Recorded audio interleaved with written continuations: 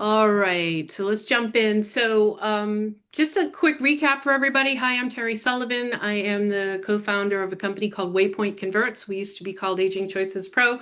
We rebranded. And Coffee with Waypoint and Friends is a series that we developed because we wanted to bring basically educational information out to the senior living industry, best practices, talk about partnerships. How do we work with digital marketing agencies on behalf of our clients? So we work together to make sure that we're helping our clients meet their needs, our goals, their goals, and their strategic initiatives, and that by working with other people within the industry and other partners, we're all more successful and our customers are more successful. I'm excited about this webinar. I've been wanting to do it for a long time. It's really focused on how do you use lifestyle quizzes or survey technologies in your marketing, in your digital marketing to help engage people in your sales funnel and leverage that, of course, to help meet your revenue goals. And I'm super excited to have Nick with us, Nick Grant from Zinnius Group, who also works with Stellar Senior Living as their fractional CMO, to kind of talk about this. And the reason I'm excited to have Nick with us is because he has a unique approach to thinking about it. And I was really excited when he said yes. Anyways, I'm going to turn it over to Nick so Nick can introduce himself and Zinnius Group, of course. And Nick, if you can share any fun facts about yourself, that would be really great too. Yeah, thanks for having me. Yeah. It's great to be here. We've had a great relationship for the last few years, and it's been super beneficial for me to work with you guys and Waypoint, and so I'm deeply grateful and honored to be here. Um, yeah, I'm a father of four. I've got twins that are 9. I've got a 5-year-old and a 3-year-old, all boys. They keep us busy. My wife just turned 40. We spent her 40th in Banff, Canada, which was incredible. Um, about 14 years ago, I started Zinnius, and I started it actually with the intent of helping businesses build out sales and marketing automation platforms. And in the process of doing so, we realized that we built all this automation, but we didn't have any traffic to put through the automation.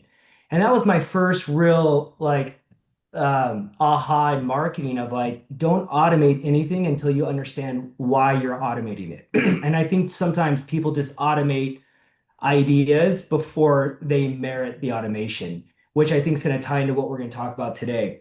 But in the process of doing so, what I found that I love doing is I love embedding myself in a business and bringing resources to a business. And as opposed to building an agency, I have found that I have just I I'm a fractional CMO for about 4 or 5 different businesses, and I manage their holistic marketing strategy. I've got a team of really talented individuals on my side, and we supply them with everything that they need to kind of move an idea and a strategy forward, which has been amazing. With Stellar, 12 years ago, when I first got married, I actually moved into the same apartment complex as Adam Benton, who founded Stellar with his father and brother-in-law. And Adam came to me and knowing that I did digital advertising, and he asked me at the time, he said, "Hey, do you think we could move in somebody on our own for the cost of a referral fee?" And he kind of, shared with me how the industry worked at the time, and how there was this feeling of a monopoly that leads really came from referral agencies. And he wanted to know, could we replace that? So 12 years ago, we started that idea, and we're thriving 12 years later. So we've proven that we can. And Waypoint has been a wonderful tool for us to help us, capitalize on, that idea, and to move that forward. But that's how I kind of got started with Stellar, was with that idea and concept, and then it's morphed into a bigger role for me at Stellar, which has been great.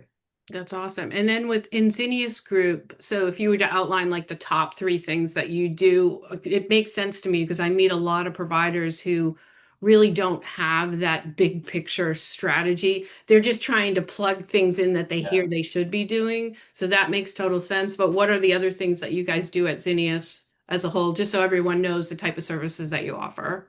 Yeah, so we'll do everything from anything that touches the lead. So really like in for 10 years I served as in my role as CMO for a different group. I was over the marketing and sales department. So we saw the lead from inception all the way through the sell itself. And so we will build anything that touches the lead. So everything from the front end funnel of a landing page or a website, the automation, the call tracking, or any type of tracking that has to do with that lead, all the way through a sales funnel, through the sales team, all the way to sell. And so and that's what we do, with the exception of Stellar. That's what I do with all the other groups that I work with now. Gotcha. Makes sense. That totally makes sense. So, um, today the focus is really on, like I said earlier, is on leveraging. And think about this also as not a full, part of just part of your strategy, not your full holistic Yeah. strategy. But just I'd love to start with what's unique about this sale, right? Is the type of sale it is. When I first came in, I've been in sales my whole life as a professional salesperson, mostly B2B and then when I came into this industry back in 2007, I found the sale fascinating for the salespeople, right? It's emotionally charged, there's a physical move involved, it's a high price tag. It could be a committee decision. And sometimes I even think of the senior living sale as more like a B2B sale Yeah. because it's collaborative, it's Yeah. value selling, it's a group committee, it's a higher price tag. Like there's so many things. So we can just, for this purpose, just call it an emotionally charged B2C Yeah. sale, right? It's like it's really a complex sale in senior living. In learning about that, Nick, when you first came into the industry, how did that influence like how you thought about strategy when you were first exposed to it? I'm curious. It's really interesting because when I first started with Adam, the very first thing I did was I removed every call to action but one. I only had a singular call to action. Really? Because yeah, and my up to that point, my entire history of digital marketing taught me that like basically the more options, the less likely you are to convert, a lead on your website. And so the first thing I did, and I could prove that with multiple verticals and industries. So like I had really good data to support that idea. Huh. When I came in and I created my first landing pages, I went to a singular call to action and it was scheduled tour, and Yeah. it completely backfired. It's and what we real and what we realized, like to your point, is that senior living isn't this. It's like I'll give you an example. When someone calls in for pest control, they have a need, it's a very specific need, and they're calling a company that can service that need, and it's not that complex, right? So there's a very like consistent. It's just like they click on an ad, they call, there's a sell. It's really simple. That happens in 7 minutes.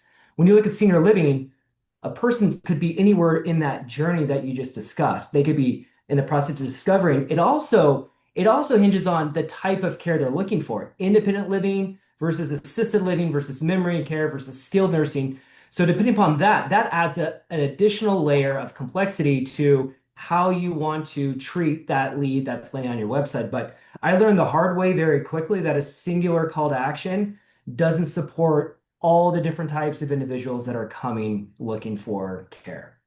It's interesting because, some of the more established regional operators, right? They've got that down, right? But there are a ton of individual or smaller groups or individual communities that don't understand that. And you'll go to their website and it'll just have schedule a tour and maybe a Yeah, phone number at the top. The other thing that I've learned by being in the industry and doing research and also from our own data is that what's interesting about this sale is that it may be the first time that anybody's ever looked at senior living, right? So they need to do the yeah, research, right? They don't know.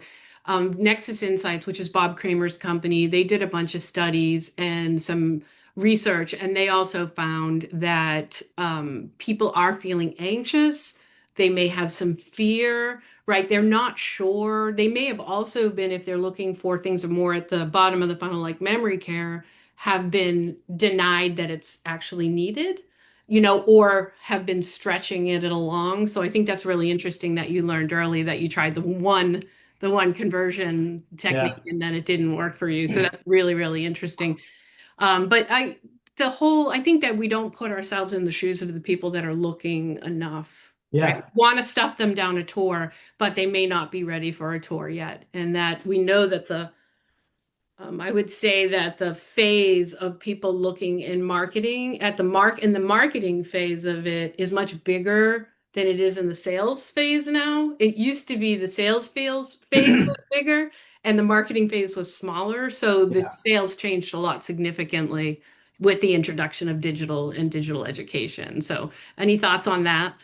Yeah, on that note, like our data shows that only 15% of individuals actually want to schedule a tour. So, uh, 15. 15, 1 5, Yeah, 15. So what's interesting is like we've also shown that an individual typically tour, 3 to 4 communities. So when you consider that, you're like you're gonna be in the running, but like people that are coming in that are giving you their information, they're really not wanting to make a decision on the spot, to your point, because they're still trying to figure out what they don't know. Like the majority of the time that a loved one realizes that their parent is in need, if they're not already in a community, is at an event or a holiday. So they right, come into town and they realize, man, mom or dad, they're not in a good boat and we need to do something about it. So there's a sense of urgency with that type of individual. Then you have other individuals that are already in communities that they're not happy with the care that that community is providing. So when they're doing their research, both of those factors play into it, but most people that come in, they only 17% want someone to call them and only 15% wanted to actually schedule a tour. The right. vast majority don't. Right. Our data shows that the only skew we see in that data now is with our skilled nursing. Yeah, Our that's skilled true. nursing, the funnel turned upside down, and with Marquee, I think they have 83 or 80 locations over all of their data that it's just completely opposite. Yeah. Senior living would love it, right? Yeah. Yeah, And I think with skill that's a great point. And I think the difference with skilled is because a lot of times it comes from a doctor referral, then there's a level of confidence that exists that doesn't exist on the senior living side. right. Whereas a doctor referral coming in, that increases the likelihood where those relationships on the skill set are more with doctors than they are with anybody else. I could see the funnel being that way, and that makes a lot of sense to me, where that Yeah. doesn't exist on the other side of the equation. That's true. I never thought about the whole thing is someone is still giving them the names. They're not Yeah, on the website going, I'm looking for skilled nursing or nursing homes in this area. It's someone, and then the family goes, well, I have three picks here. Let me go check them out. Right. yeah, So that makes sense. They're already at that place. They're at the bottom of the funnel. We know they're going to convert. You yeah, just need to make it easy for them to convert really quickly and very easily, which makes a lot of sense. Very yeah, interesting. So, just for the audiences, the goal here was really to, and just to put some definition around surveys or quizzes. There are multiple different surveys or quizzes technologies in the senior living space. One is our lifestyle quiz, which yeah, uses with Stellar. Rubric always does exist out there that has more like an assessment type technology. And then we know Money Gauge does some pricing sort of assessments, or I wouldn't call it assessment.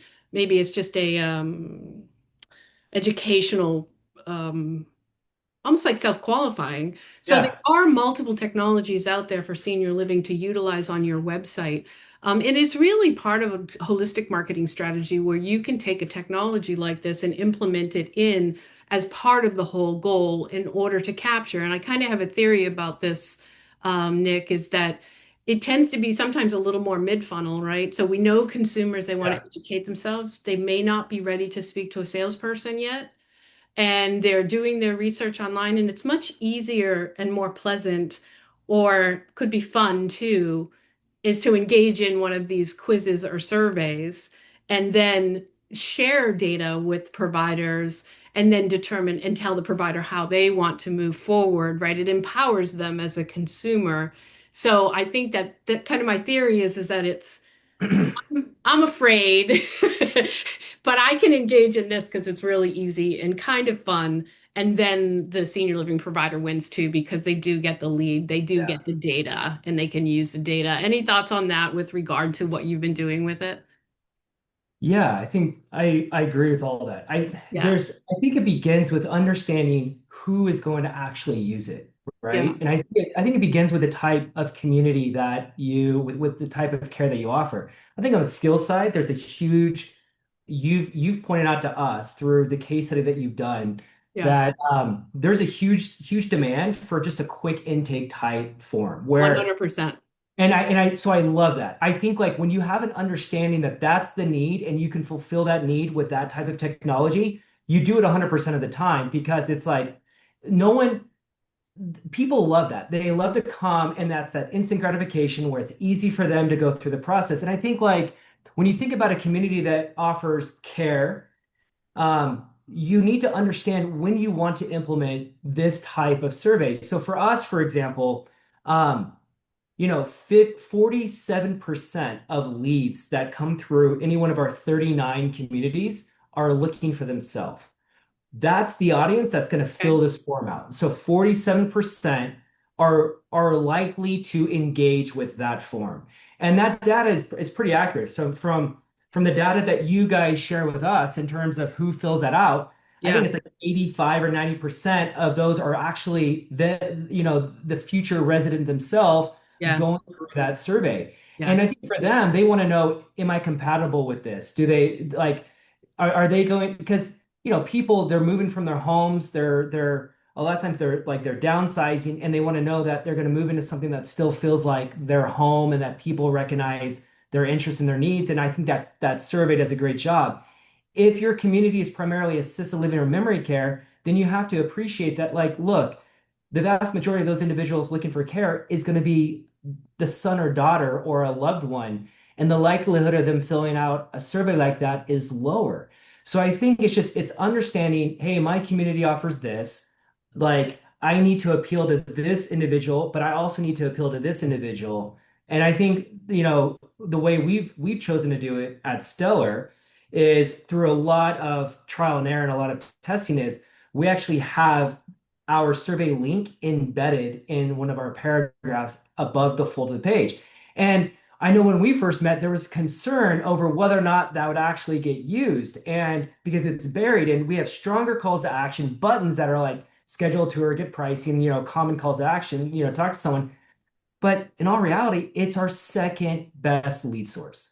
So on our website, it is the second best lead source we have, you know, besides anything else. It's somebody actually clicking on and filling out that form, even embedded, which honestly blew my mind because it would require someone to read. Which, to your point earlier, people are reading. Like they're doing more due diligence than I think people give them credit for, you know? Yeah, and there's a lot of stats out there that say you only have 20 seconds to get engage someone in your website, Yeah. right? But I think with the Stellar websites, what's interesting about them is they are clean.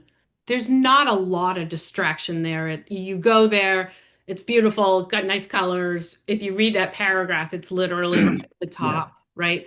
But Yeah. you shared something with me early on, which always fascinated me, and I'm not sure how deep you can go in this, but what you had said to me, and I think maybe Brenda when we met, was that you had a very specific vision for the journey of those prospects when they came to the website. So is that what you're talking about when you're talking about having the larger call to actions and then, a small paragraph about the community and then engaging them in a lifestyle quiz to see if it's right for them? Or is there more to that? I'm curious. Yeah, it's a great question. I hope I can answer it. There's a lot of like pieces in there. The thing that I admire about Stellar, specifically about Adam Benton, is his desire to try everything. So he's Yeah. adamant about trying everything that exists out there. So we have tried if there's a Not service to and mention measuring it. yeah, and we measure it. Yeah. What we've landed on that we feel really good about today, and it'll change because everything changes with time and data. But Yeah. what we landed on today is we've adopted a marketing principle called story brand, and that is infused in our DNA. Like we want someone to go through the story brand process on our website. And specifically, when we advertise and we're spending our own money, we are spending our money for that top 15 to 20% of people that are looking to tour one of those, like one of those 3 to 4 tours for the community. And what we've learned by doing it's like so backing up real quick, what we're not interested in is we're not interested in educating people on what assisted living or senior living is. We'll leave that to other individuals because it's too vast to compete on that, to be great at that. It's a whole nother strategy. It's a different skill set. It requires a completely different type of marketing budget. So for us, we don't really want to spend our time educating people on what is senior living, as opposed we want people to understand this is what makes one of our communities uniquely different for your loved one. And what we found is that by having distractions on our site that take people away from going through that entire, story brand process, they get sold on a price point and they don't discover who we are. Got And that's the biggest thing that I've learned is like I want somebody to know who we are and make a decision on who we are before they make a decision on price or before they make a decision on anything else. Yeah, and that makes sense then too. Also having a picture of the family and the lifestyle quiz on the welcome screen Yeah. automatically says to somebody, we're a family-run business, right? Yeah, because Speaks volumes. Yeah, Stellar's an owner operator, so they own and they operate. And we're for as an operator, they're bringing on new communities all the time. yeah, What's interesting is there's not very many family run like operators in the senior living space. yeah. More importantly, in the last year, we've taken on a handful. What's interesting is they've chosen to use similar technology that you offer and from a competitor, and they've chosen to use, for example, well, historically like a mobile, like a desktop icon. What's interesting is like when that pops up, it's awesome. Like there's so many things that are great about that with pricing and all this information. Here's the issue. When you consider the effect that it has on mobile traffic, it takes up the entire mobile screen. So now, if you choose to utilize that and you have data to support why, wonderful. But what you have to consider is that if you choose to use it, that now you're just competing on price or you're just competing on whatever else someone's looking at. That individual is unlikely to even come in and tour. And so what we found is just even in the last year, from moving away from that, it's not only has lead volume increased, but the quality of leads have increased as well by taking someone through more of a process of helping them understand who we are, why we're uniquely different, and what we can offer in terms of care to their loved one. To me, that takes the place of explaining to them what is assisted living without having to teach them what is assisted living. We kind of teach them through our philosophy of how we offer care. Does that make sense? Yeah, it absolutely does make sense. Are you doing any marketing automation and drip campaigns at all? Very little. Very little. Okay, Yeah. interesting. All right. And I Yeah. going back to one of your other points too is that, it also depends on whether you're IL, AL, or memory care, to your point on what Yeah. people are looking for and what's interesting to them. Because we see in our data, we pulled all the lifestyle data for 2024, which we're going to publish and share with the Awesome. industry so they can see. It's all de-identified, of course. Yeah. We're going to break it down by the myself looking, someone out looking on someone behalf of someone else, and also by service level, because that is very different by service level that they select. So we're going to publish that information, but our data came back that it was close to what you said, 50. Ours came out more like 50-50 on the myself or on behalf of someone else Yeah. across Yeah. thousands and thousands and thousands. So it's Yeah. interesting. If you're not thinking about the fact that the older adult is visiting your site, you're making a big mistake, you know? You are because you got to cater to that individual. It's on our side. What we're seeing too is that 70% of our leads are looking to make a decision or move someone in the next 3 months. Yeah. So I Our mean, data is showing the same. it's It's really quick. quick, It's quick. The only difference is a true IL community. So if you have a true independent living only community, then 100%. that cycle's longer.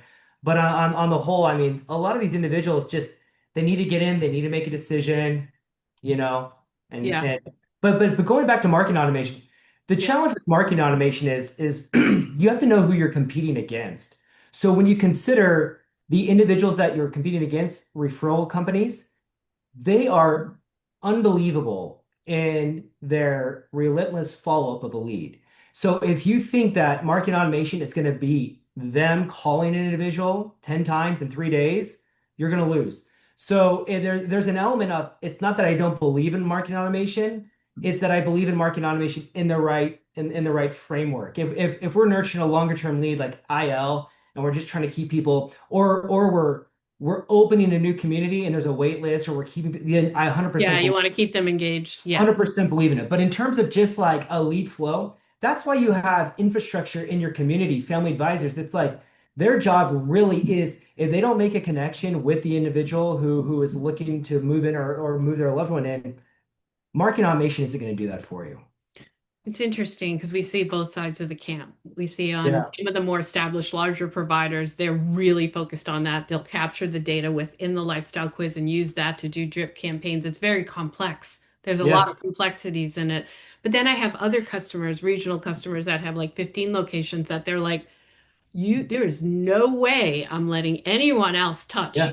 that consumer unless it's my salesperson who's in my community who's been trained exactly on how to respond and talk to and do discovery with a customer. So there's definitely two really big camps, and I think there's a lot of people out there who feel they should be doing it and they don't even know where to start because of those complexities. And it's interesting because you're like, well, you could start if you're an IL, just keeping people engaged through email. Yeah. This is what's going on in our community, right?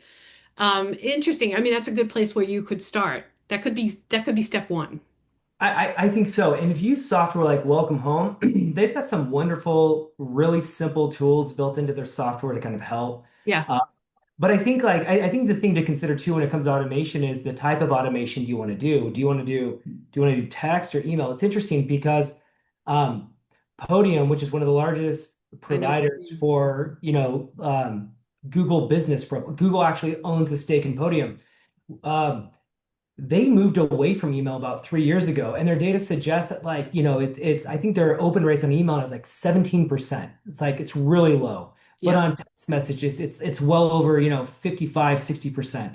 So yeah, when you think about the automation you want to use, part of it is understanding what to use and when. It's not that automation isn't beneficial, it's that people assume that automation is quick and simple, but the reality is it's incredibly time consuming. So if you don't have a dedicated team to do it, then you can get lost in trying to automate all these things, and in the process of automating it, you miss the point, which is to like get that person in your community to tour. yeah.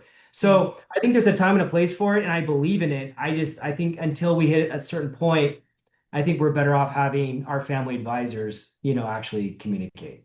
Interesting. Very interesting perspective on that. That's very cool.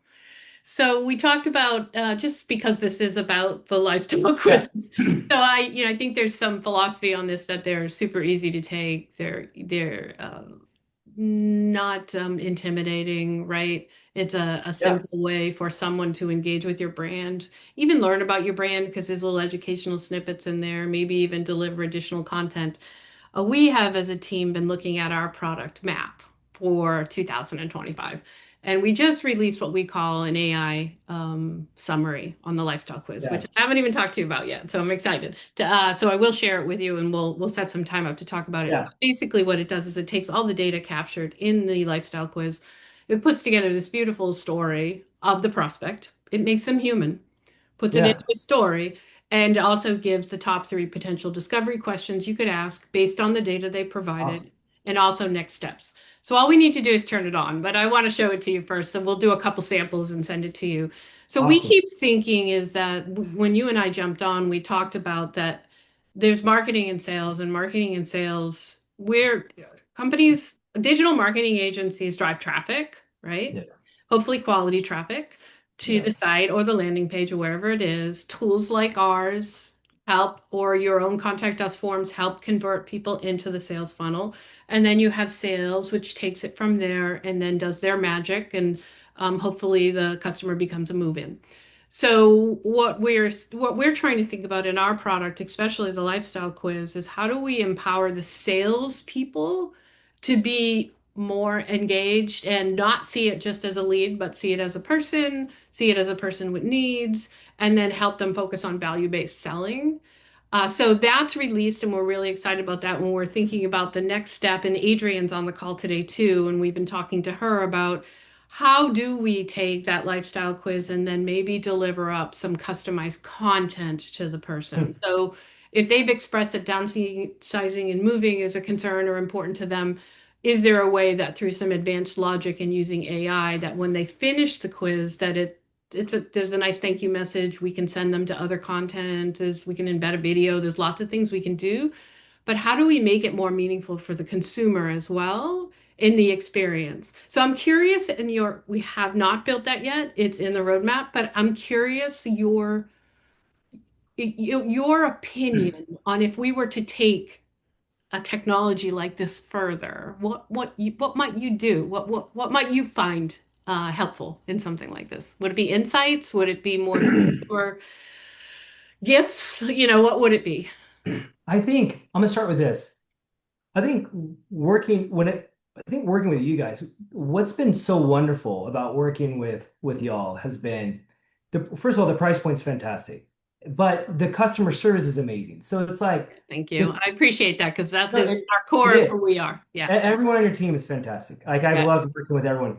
Anytime I can think about like cutting budget, I can't cut yours because everyone's too great. It's like it's too easy of a process. But and I say that because it's like the amount of steps, and I've built those surveys out before.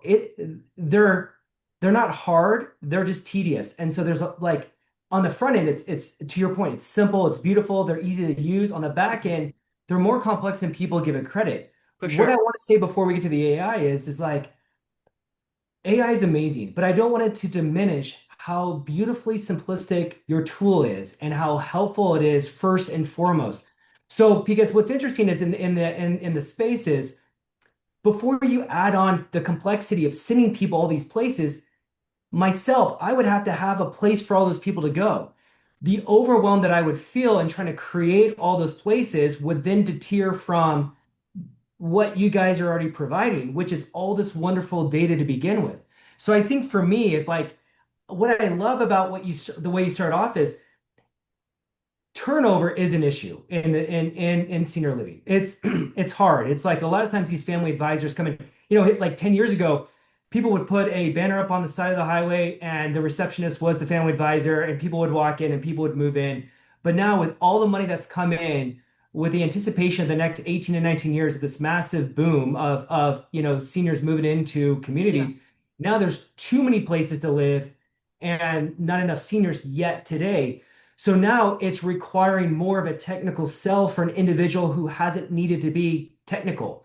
And I Yeah. think if I could have one thing, it would be help me get this family advisor better questions for their phone call so that when they call the like individual, they have a better idea of what to ask and what the concerns might be, and let them handle that on the phone as opposed to AI.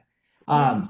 So because at the end of the day, the problem is, and I think this is my issue sometimes, Terry, with automation, is if something's broken in the funnel, where is it broken?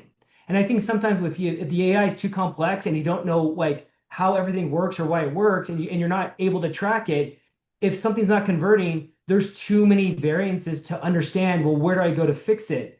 Like what's wrong? And so for me, the what I would want from it is like, yeah, from that, send us an analysis. The top three questions would be dynamite. Like I think All that right. would Well, be, we're already there. So yeah, I think that would be and I think that's worth more money. I think to some degree of like as that kind of comes out and that produces help, I think to me that is worth more money because that's a legitimate value add for the team that we have in place to better, follow up with leads. yeah, so it's about empowering the sales team to do Yeah. their job better, and then that should hopefully uptick the back end of it, right? Whereas you're empowering them to be better at what they do, and hopefully that will show an increase in move-ins. It's interesting. Huh. Let me share with you this perspective. So Sure. Stellar, we have leads in three buckets. We have referrals, which are the big referral companies. Yep. We have Stellar generated, which is what I manage, which is like what we drive. And then we have community generated leads. Yep. And a lot of times what happens is that communities that we start to manage, they're a lot of times they're used to just waiting for those referral leads. And the reason why is because these referral companies, that's their whole business is generating leads. So they do such a wonderful job of creating a persona around the individual. So when they hand it to the family advisor doesn't have to do a lot of due diligence because they already know everything about the person because that referral company did the work. Right. So the survey is like that. Where I want to Yeah. get to with Stellar is where we have a survey-esque type of form everywhere on our site. So I'm building a persona in a similar way for our family advisors as these referral companies. My fear would be is that if a family advisor found out that AI would do all this, they would sit back and wait, and that they would they would just wait for AI to give them the persona.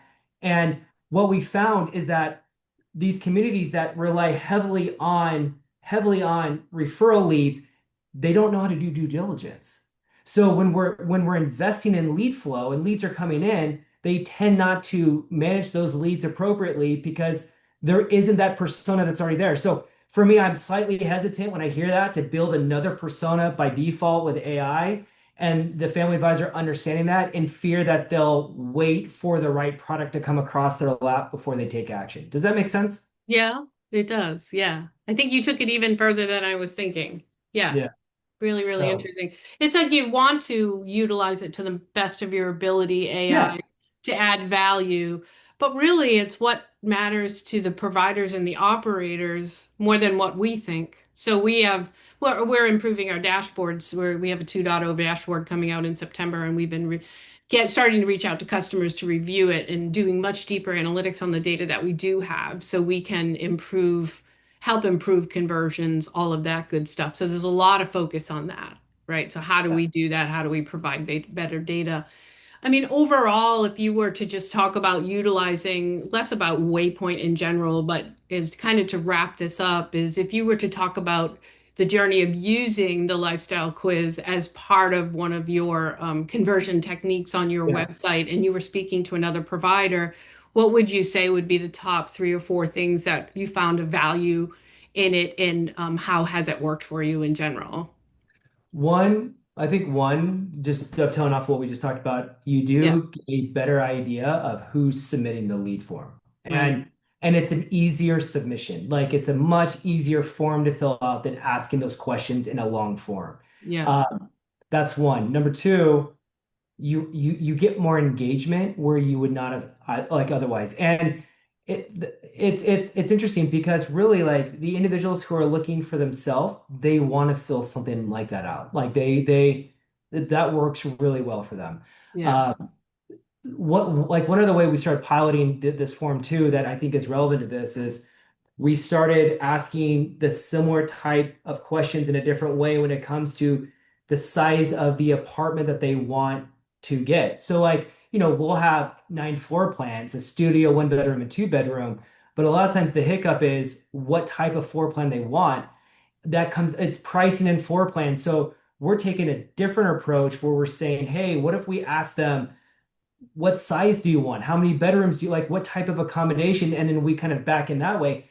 And that's working out really well too. So I think at the end of the day, it's a way for you to get a lot of different data points a lot easier than you would anywhere else. But I think the thing for me is it's like don't limit it just to like a lifestyle survey. Think of it in for terms sure. of like, hey, this is a software. Yes, the core features, this lifestyle survey works fantastic. It works Yeah, really well. yeah, But tailor to anything you want to know and test it. So my hope is that we are having 3 different surveys on every single page.